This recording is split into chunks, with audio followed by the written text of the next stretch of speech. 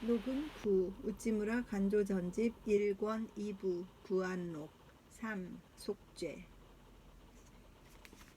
자, 1번 2번이 지나고 3번 속죄입니다. 잠시 기도하겠습니다. 주님 은혜를 감사합니다. 이 아름다운 오호피 비치에서 또 주님 우찌무라 선생님의 신앙을 또 기억하며 책을 읽게 해주셔서 감사합니다. 제게 주신 한 가지 소원, 한 분이라도 단 한 사람이라도 이 성경 이 우찌무라 선생의 이 성경에 관한 자기 신앙에 관한 이 여러 가지 의문과 답과 그의 나름대로의 길을 찾아낸 이런 것들을 잘 듣고 우리가 심령에 큰 변화를 일으킬 수 있기를 간절히 바라고 기도드립니다. 저희 마음속에 주신 이 소망이 꼭 이루어질 수 있도록 주님께서 저희 리딩에 함께하여 주셔서 읽는 동안에 저에게 응답 주시고 또 제가 더욱더 감동하는 이 감동을 함께 나누게 하여 주시옵소서. 감사드리옵고 예수님 이름 받들어 기도드렸사옵나이다. 아멘. 3번 속죄, 1번 부흥회. 때마침 들리는 말에 어느 교회에 성령이 내려 많은 신도들이 죄사함을 받고 기쁨에 넘쳐 은혜의 하나님을 찬송한다는 것이다. 바로 옛날의 오순절이 우리나라에 나타나 소년은 비상한 웅변과 재능으로 복음을 어른들에게 전하고 완고한 노인들은 죄를 회개하여 어린이와 같이 되었다고 한다.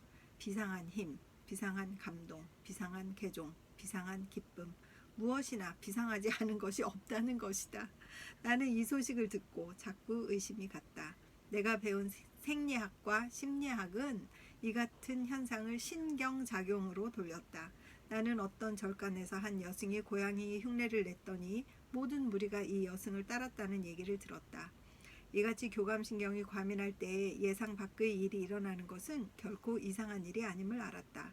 그러므로 나는 학자다운 정신으로 부흥회에 나갔다. 그런데 그 광경을 봄에 따라 내 이성은 더욱 냉담해졌다. 부흥사의 말에 의하면 성령이 불길처럼 내려와 언제 어디서인지 모르게 신도의 마음에 들어가 이상한 변동을 일으켜 갑자기 죽을 듯한 고통을 일으키므로 그는 하나님의 도우심을 부르짖는다는 것이다. 이런 고통이 하룻밤 또는 2, 3일 아니면 일주일 동안 계속되다가 하늘에서 음성처럼 들리면서 죄인의 죄가 사해지고 고통이 사라지고 기쁨이 일시에 몰려와 껑충껑충 춤을 추면서 어찌할 바를 모르게 된다는 것이다.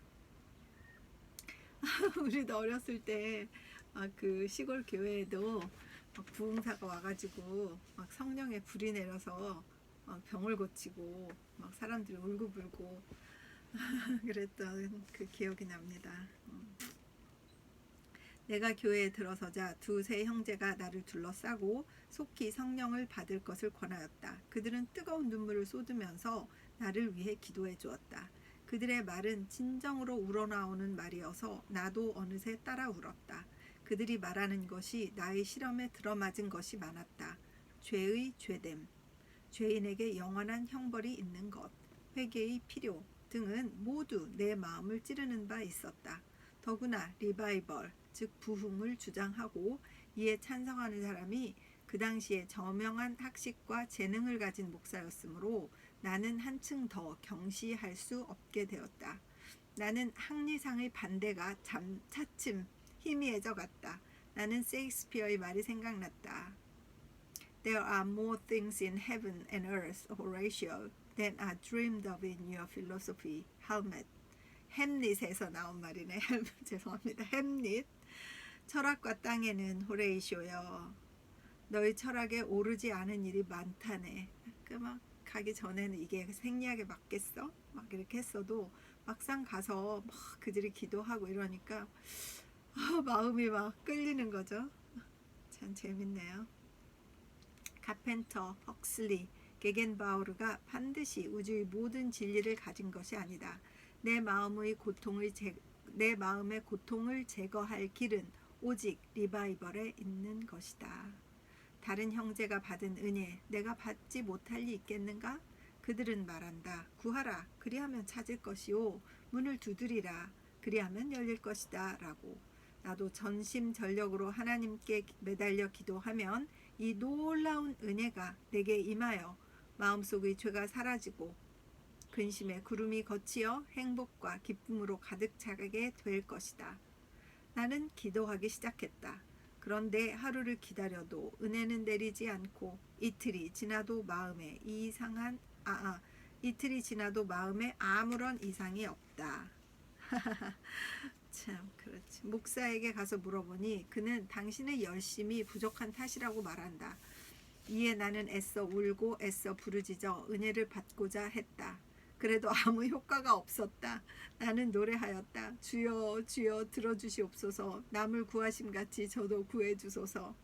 나는 마침내 실망했다. 나는 내 죄가 다른 사람의 죄보다 더 많기 때문에 하나님께서 들어주시지 않는 것이라고 생각했다. 다른 형제 자매들은 하늘에서 받은 특별한 은혜로 서로 기뻐하고 감사하고 있는데 나만은 고아처럼 버림받은 자식처럼 감사할 은혜도 없고 나타낼 기쁨도 없고 하나님에게 버림받은 느낌으로 우울을 더하여 회의가 전날의 10배나 되었다. 아유 어떡해. 그리고 그 당시는 리바이벌을 받지 못한 자는 신도의 자격이 없는 것으로 생각되었으므로 나는 자연히 신도 사회를 피하였고 교회는 나를 싫어하게 되었다. 아이고 참나 어떡해. 이런 때에 있어서 나를 신앙의 위험에서 구한 것은 사소한 과학적 지식이었다. 나는 전에 리바이벌에 관해서 논한 적이 있다. 이제 그것을 여기 실어서 이 장을 끝맺으려 한다. 옛날 아직 과학이 발달하지 못한 시대에는 우주 만물의 진화, 변동을 설명함에 있어서 늘 급변적인 현상을 들어서 설명했다.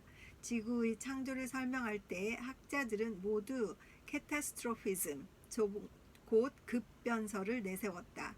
그 설에 의하면 인류가 사는 이 지구는 불과 6일 동안에 하나님의 비이상한 능력으로 지어졌다고 한다. 그리고 이 6일을 각각 24시간씩 날로 보지 않는 사람에 있어서도 일기마다 대변동이 있었다고 하며 혹은 대지진, 대홍수 등으로 말미암아 짧은 시일 내에 사람이 옷을 갈아입듯이 지구의 표면에 대변동이 일어났다고 설명하였다. 지금도 그러신 분들이 막 그 설교하신 게 있는 것 같던데, 그죠? 그런데 19세기 중엽에 영국의 석학 라이엘은 지질학에 있어서의 급변설이 잘못된 이유를 들어 지구는 짧은 세월 동안에 만들어진 것이 아니고 오늘날 인류가 목격하는 자연 현상의 작용으로 진화한 것이라고 설명하였다. 후에 다윈으로 하여금 동식물 진화론을 생각하게 한 것은 바로 라이엘의 저서 지질학의 원리 Principles of Geology라는 책이라고 한다. 이리하여 진화론은 사상계를 일변했고 신학계에도 영향을 미쳐 바우르 일파 곧 튜빙겐 학파의 신학은 진화설을 신학에 응용한 극단론이라 해도 무방할 것이다.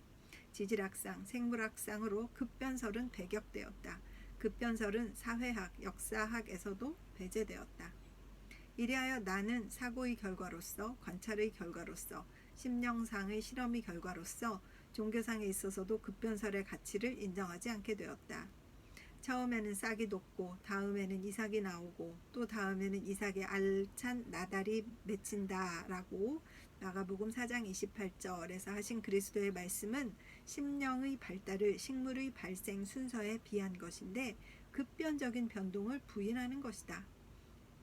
마태복음 13장 31절 이하의 겨자씨의 비유와 누룩의 비유는 모두 진화적인 발달을 말하는 것으로서 거기에는 급변의 뜻이 전혀 없다. 그리스도는 그의 교회의 건설과 그 승리를 수천 년 후로 기약하셨다. 복음서를 깊이 연구한 사람이라면 그리스도가 심령과 교회의 발전에 관해서 하신 말씀에서 버젓이 하룻밤 사이에 생겨나듯이 후지산이 하룻밤 사이에 솟아나듯이 급작스런 성장을 얘기하는 것을 찾아볼 수가 없을 것이다. 진리는 내가 호흡하는 공기처럼 날마다 마시는 물처럼 그 효과는 확실하지만 그 작용은 고요하고 더딘 것이다. 진리는 극약이 아니다. 진리는 겨자씨같이 영원토록 자라는 것이다. 그리스도의 구원이란 진리이다. 루터는 이 말을 듣고 일어섰고 번연은 이 소리를 듣고 비로소 안심했다.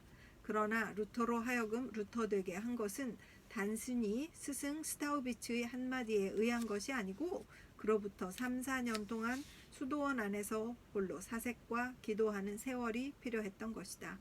감정적인 번연의 경우도 그가 사죄의 대진리를 깨달은 후 오히려 1, 2년 동안의 베드퍼드 감옥에서의 단련이 필요했던 것이다. 대진리를 얻었을 때는 내가 이것을 느끼든 느끼지 않든 간에 내가 일대 진보를 한 때이다. 이와는 반대로 아무리 감정을 돋우고 눈물을 흘려도 내 이성을 움직이지 못하는 변동은 머지않아 사라져 버리는 것이다. 16세기 프로테스탄트 혁명이 성공한 이유는 감정적 혁명이 아니라 합리적인 혁명이었기 때문이라고 한다. 이와는 반대로 카라파와 로욜라의 카톨릭 교회 내에서 일어난 혁명은 감정적인 것이었기 때문에 100년을 넘기지 못하고 사라져 버렸던 것이다. 감정적 리바이벌을 찬양하는 사람은 늘 웨슬리, 휘트필드의 공적을 내세운다. 그러나 내가 보는 바로는 감리교의 조상은 오늘날 사람들이 말하는 부흥사는 아니었다. 웨슬리는 오히려 냉담하고 건설적인 정치가라 말할 수 있어도 열심일변도의 감정적 설교가는 아니었다. 그의 설교는 설교라기보다는 오히려 의논이었다. 그러기에 감리교회가 오늘날까지 내려올 수 있었던 것이다. 심사숙고해서 일어나는 감정 이외의 감정은 믿을 수 없는 것이라 해도 좋을 것이다. 학문. 급격한 기적적인 변화의 희망이 전혀 사라져버려 나는 보통 이성이 가르치는 방법으로 죄의 고통에서 벗어나려 했다. 여기서 내가 가장 믿음직하다고 생각한 길은 진심으로 학술 연구에 몰두하여 죄라는 생각에서 벗어나는 것이었다. 죄에서 벗어날 수 있는 한 가지 방도는 죄에 대해서 생각하지 않는 일이다. 독사를 바라보는 다람쥐는 드디어 독사한테 삼키우고 만다. 사람이 만일 죄에서 놓여나려거든 눈을 죄에서 돌리는 것이 상책이다. 자기 죄를 인정하는 것은 좋다. 그러나 그것을 주목하는 것은 좋지 않다. 진짜 멋있다. 죄를 인정은 해야 되는데 죄만 이렇게 바라보고 있으면 안 된다는 거죠. 죄를 들춰내어 항상 형벌이라는 것을 생각하게 하면 사람도 죄를 범하지 않으리라는 생각은 법률가와 종교가가 이따금 빠지는 오류이다. 안식일마다 신도의 옅은 믿음을 책망하고 그 결점을 들춰내면 신도는 죄를 뉘우치고 회개하게 되리라고 생각하는 것은 경험이 없는 젊은 목사들이 늘 취하는 방법이다. 죄는 미운 것이면서 또한 그리워지는 것이다. 무서운 것이면서 또한 마음을 빼앗는 것이다. 창세기 3장 6절. 진짜 죄송합니다. 죄는 무서운 것인데 마음을 뺏는 거다. 진짜. 죄의 고통에서 놓여나려면 죄를 보지 않음이 상책이다.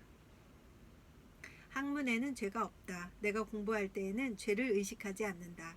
내가 책 속에 파묻힐 때, 옛사람의 깊은 뜻을 파고들 때, 밤이 깊어 등잔에 기름이 거의 떨어지려 하는 때 내게 악한 생각이 없다.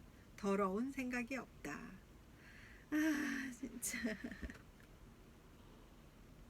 괴테의 파우스트에서 우리 좁은 방에 등불이 친밀하게 빛날 때에 자기를 알고자 애쓰는 자의 가슴이 못 읽겠네요. 남편이 오셔가지고 다시 할게요.